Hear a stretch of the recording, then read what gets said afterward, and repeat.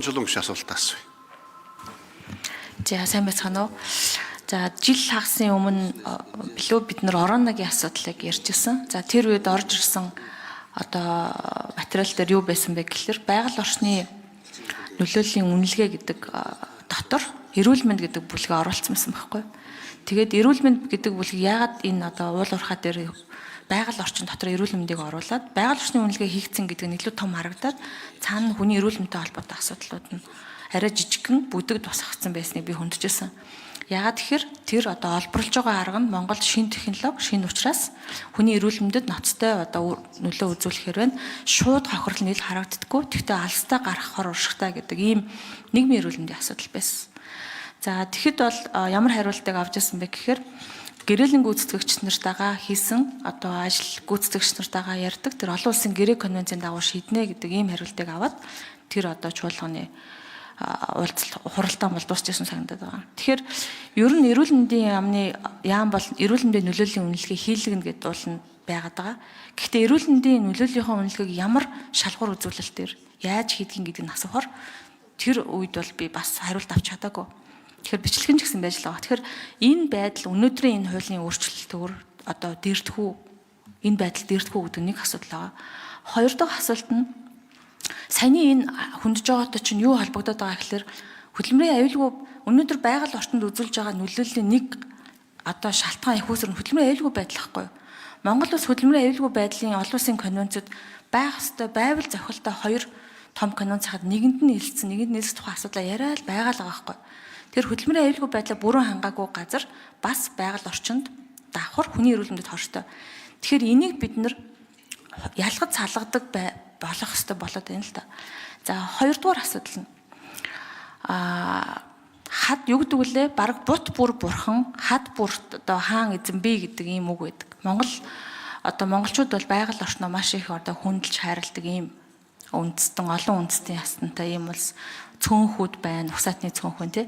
Тэгэхээр тэр хүмүүсийн амьдралын соёл заншилт итгэж найдаж явдаг, түүнээсээ итгэл үнэмшлээ авч өдөр тутмынхаа аж төрх ёсоо холбодог ийм соёлтой газар хэрвээ хор хохирол учрах юм бол эргүүлээд тэр хохирлыг яаж хэмжих юм, тэгээ яаж алга болох юм.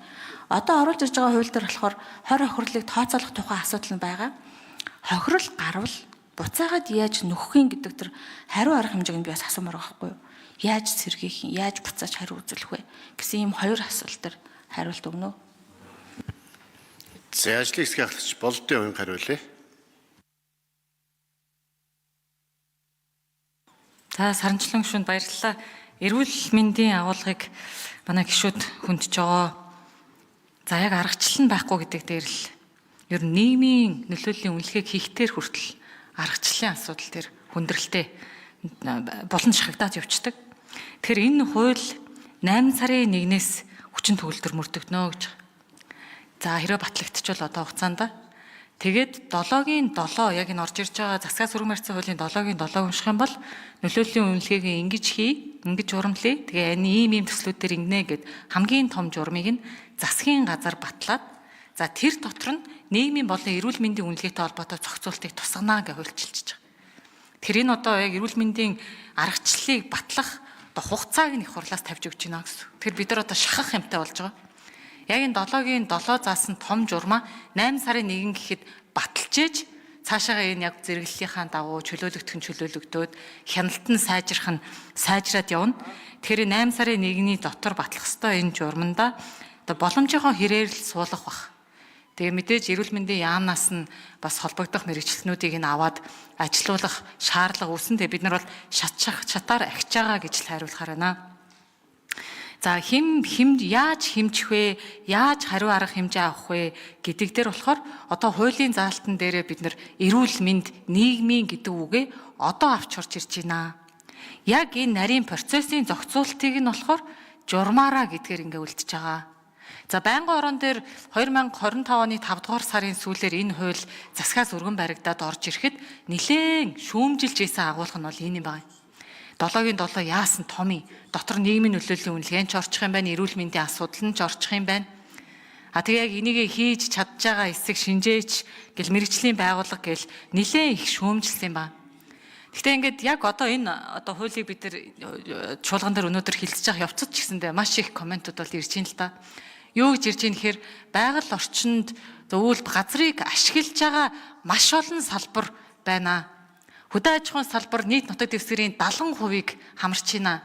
Уул уурхайн салбар 4%-ийг чүйтэй айдаа хамраад 0.25% нь олборлолт явуулж хахад энэ хуулийг нэг уул уурхайн салбарт зориулсан юм шиг ойлгох юм а гэд комментууд усаад ирж байна л да. Тэгэхээр энэ цаашдаа бусад энэ байгаль орчинд нөлөөлөхүйц салбаруудаас байгаль орчны менежментийн төлөвлөгөөг нь аваад тэгээд тэр нөхөн сэргээлт эдрийг нь бас хариуцлагажуулах ёстой. Тэгэхээр байгаль орчны яамнаас энэ хуулийг улам сайжруулах зөндөө олон ажлууд бол үлдсэнээр. Гэхдээ энэ хууль орж ирэхэд хөндөгдсөн заалтууд дээр нь л ажиллаж байгаа учраас хязгаарлагдмал түвшинд ажилласан гэдгийг бас хэлье. За гишүүд асуулт асууж хариулт авах цаг дууссан байна. 90 минутын хугацаатай байсан.